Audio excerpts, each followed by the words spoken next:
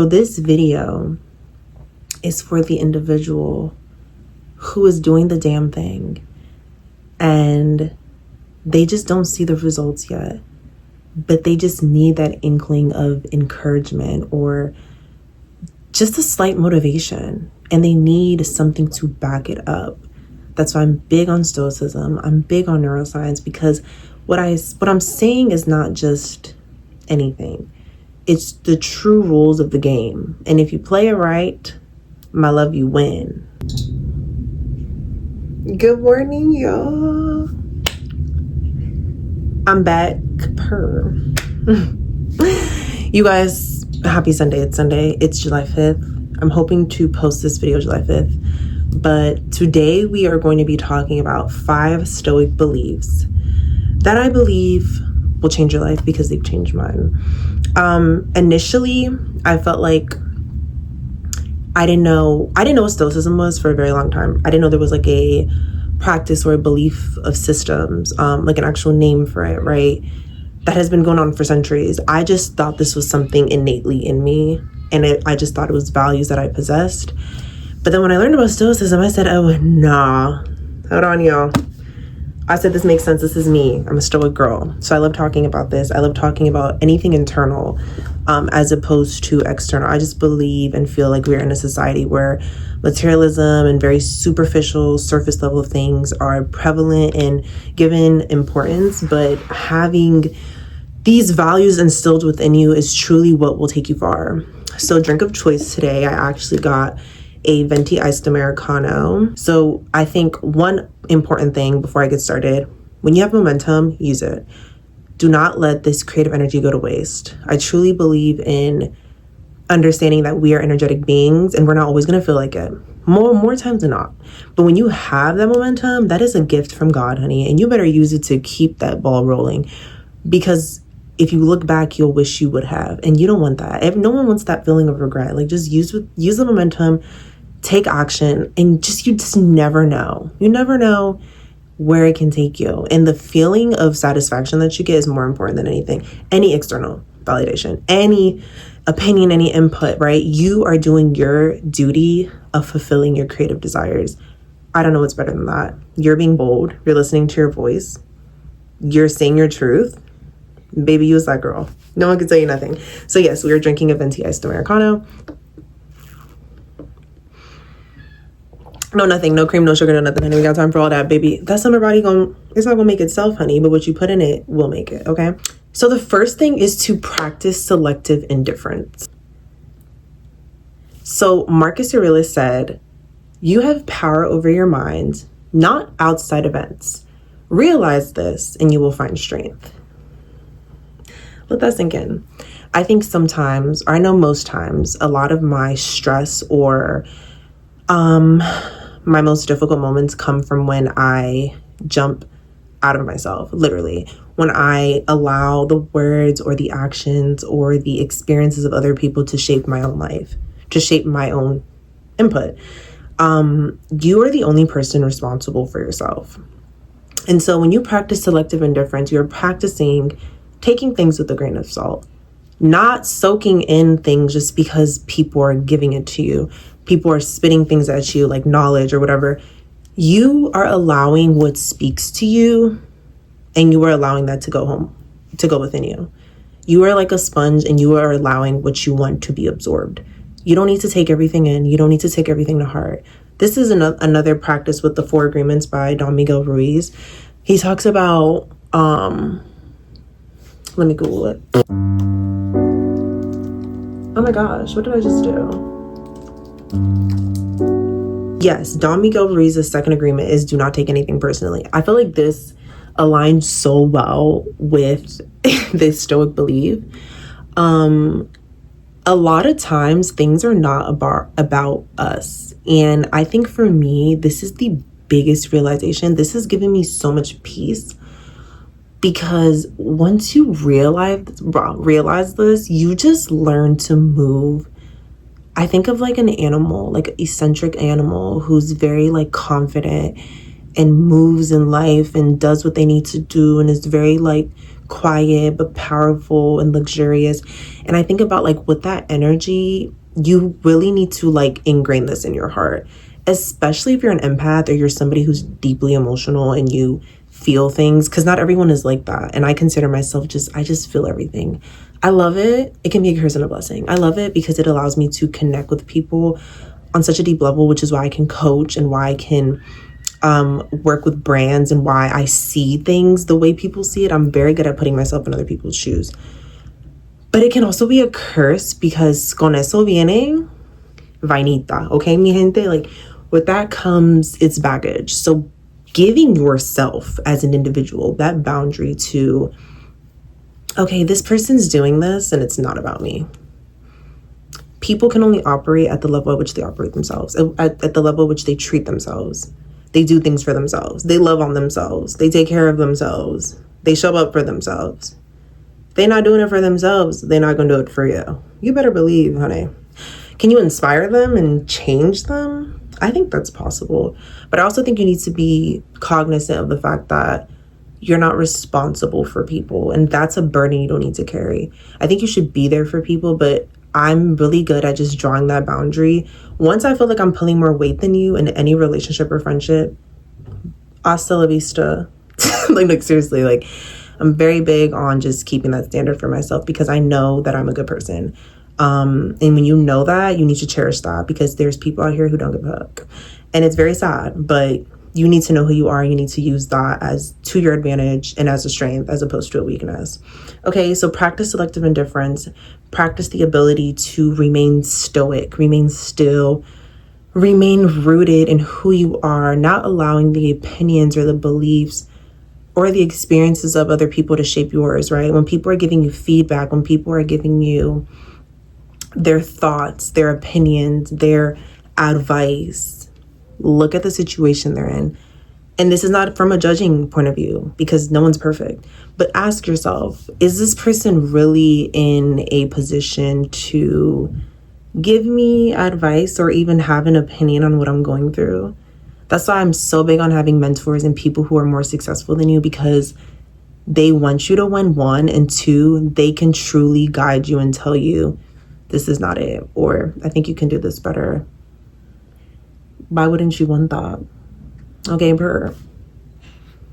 Okay, and then the second thing is Amor fati, and I always talk about this. I have like a very old video on my TikTok, I think, when I was in New York. I was living in New York in 2021. Best year of my life. And I went to the Standard Dose, which is like a wellness oasis. That's what I called it. But they had like non-toxic wellness products. They had yoga classes in there. It gave very like Rome, very, very just European, very like it was very modern, but it still had that Renaissance vibe to it. And so the store was called Standard Dose and it was on Broadway. And I remember walking in there, I met one of my favorite people that I'm still friends with to this day. He changed my life and he was nothing but a light, and God does things. And so I remember one of the pens, or it was like one of the essential oils, said Amor fati. And at the time I was really big on I was reading the Daily Stoic every day. I was like very on top of it. And Amor fati means basically to accept things as they are. I think a lot of our discomfort and stress, and I can speak to this personally, comes from wishing things would change, right? The only thing you can change is yourself. If you are not happy in a situation, not happy with your circumstances, with your routines, with the way you're treating yourself, or the way you're just eating things, drinking things, there's just something about your life that you know deep down, I'm just not happy with this. And I know I'm better than this. You don't want to accept it for yourself. And that's so powerful. That's alchemy. That's a fire within you that's burning. It's just waiting for you to just act. And the main difference between achievers and people who are in the standstill position is that they shorten that gap between wanting and doing. When you think a great idea and you think a great thought, like this video, for an example, I just wanted to record it because I felt the creative juices flowing. And I was like, Alondra, just get this video out. Share your stoic wisdom and the way that you've interpreted this century old belief, right? Stoicism is now up and coming because people are more interested in emotional intelligence as opposed to superficial living. As I know I am. I've always been considered an old soul. My older sisters and my mother and my family has always been like, oh, Londra's such an old soul. Like, you're such an old soul. And I'm like, yeah, girl, per. Because I love it. Like, I love learning. It fascinates me. It makes me happy. So I go there. Go where you're happy. Find it for yourself. I found it for myself, and I thank God. That's the one thing too. You have to thank God. I believe in God. I don't play about God. And I feel like for me, God has put this dream on my heart and I listen to it. My middle name, which is Lisette. So Laundry Lisette is my channel name or my social media name. But Lisette means God is my oath. And when I found out what it meant, I was shocked because I didn't know. But it makes so much sense because I feel like there's something bigger than me. And I feel like there's something I'm supposed to be doing. So back to Amor, fati, it means accepting things as what they are. So the quote specifically from Epictetus is, seek not for events to happen as you wish, but rather wish for events to happen as they do, and your life will go smoothly. Lessen the resistance. This is all going back to neuroscience, right? When you allow yourself to experience things in the way that they should be experienced, you limit the pain that you could go through, the unhappiness, the desire to be elsewhere than the present moment. And I think there's so much beauty in that. I just wrote a Substack article too, and it was basically talking about how in neuroscience, when you study the brain doesn't like stillness. The default mode is scanning, being on alert, like on the prowl. I think of like a lion hunting. And that's, as we all know, the amygdala. We all know back in ancient times, we had to fight for our lives, right? So fear is something that is there to put like a pause, I would say, on our dreams and on our ambitions. But I always think of the book Big Magic. And she talked about, she's the author of Eat, Pray, Love. I always forget her name. I'm so sad. But that book changed my life. I read it when I was at UMD and it changed my life. And it just taught me to not be fearful. Don't be fearful. Like, fear is okay though, because it's showing you like you should go there. Like, you need fear. Like, if you're not fearful, like, what are you really up against? And most people like a challenge. Like, the brain loves a challenge-ish because it makes it grow, makes it expand, it makes it operate in a way that's not normal for it, if that makes sense. But so that book changed my life because it talks about fear. There's like a part of the book where she's talking about fear and how fear will always be there, but you don't allow it to drive your decision making. It can influence it, but it can't really be like the ultimate driver.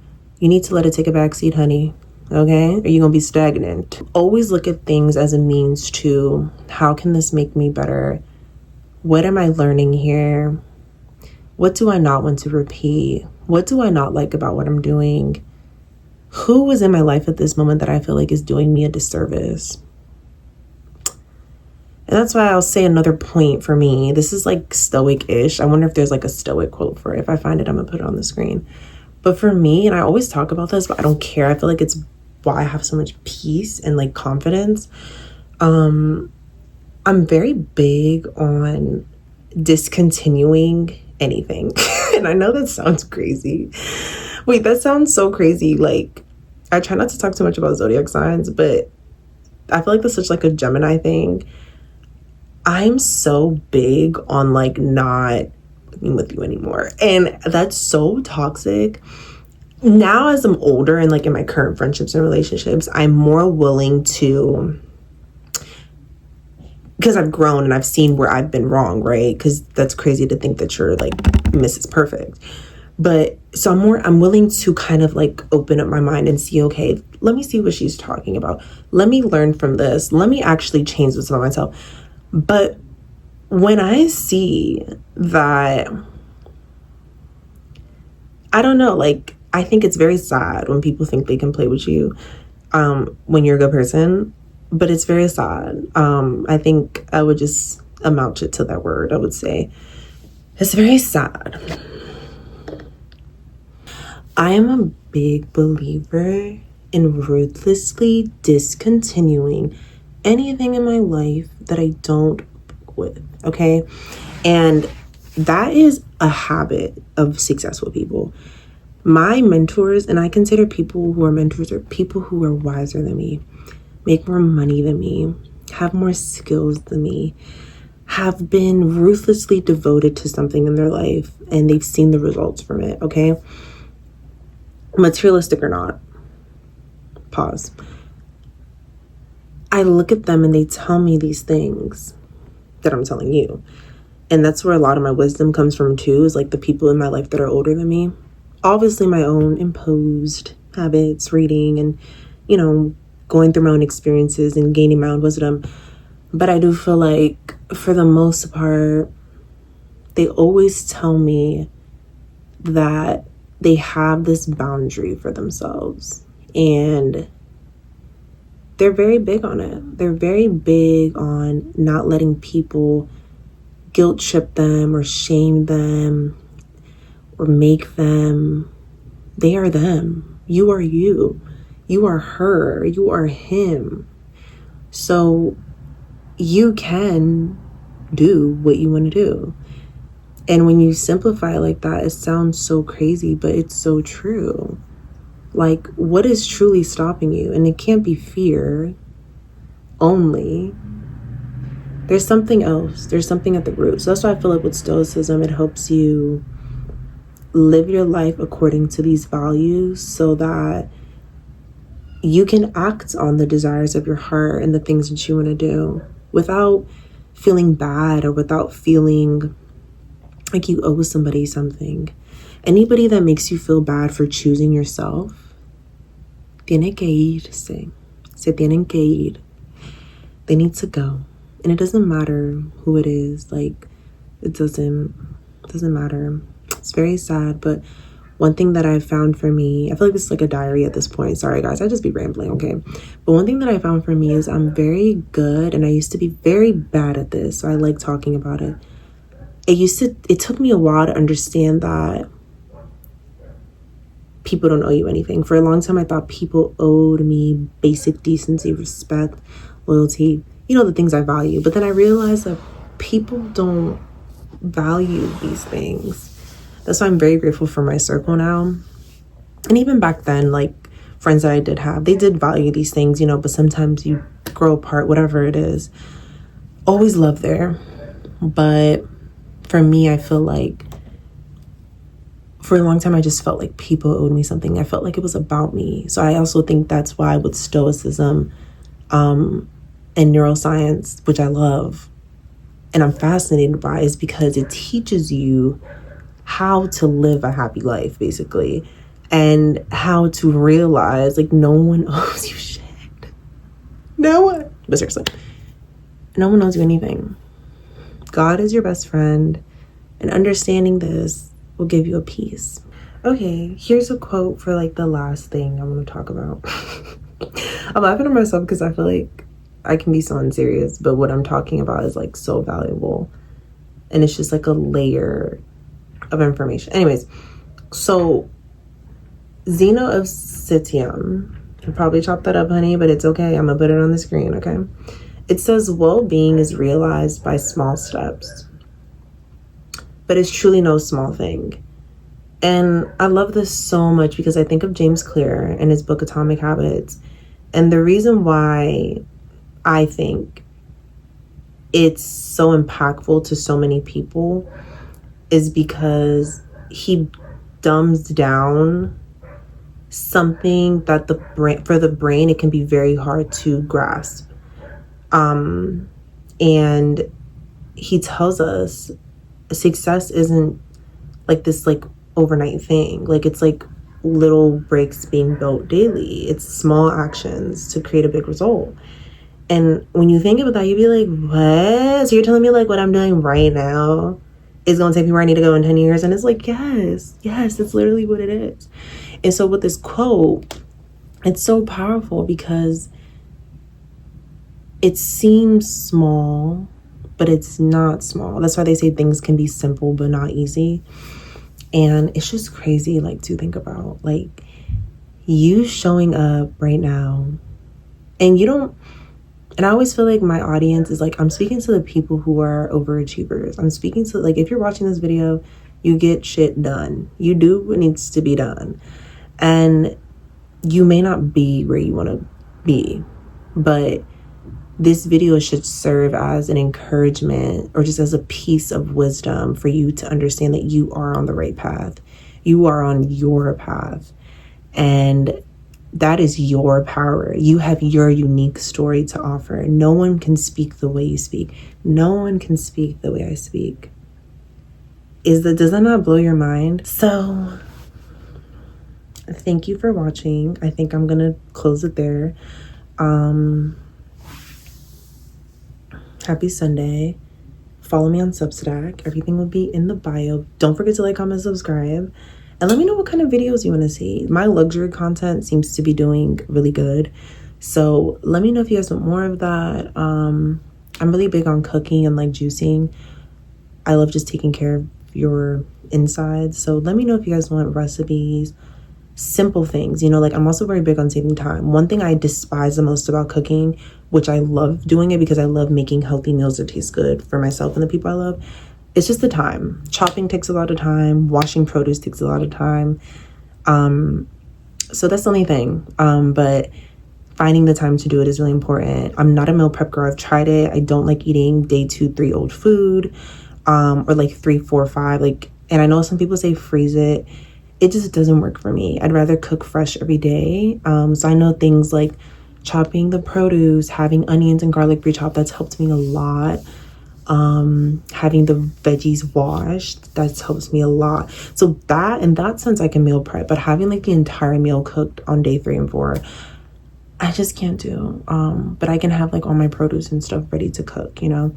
But anyways, you guys, thank you so much for watching. Don't forget to like, comment, subscribe, follow me on Substack, and let me know the kind of content that you want to see in the comments below. Thanks again. Bye.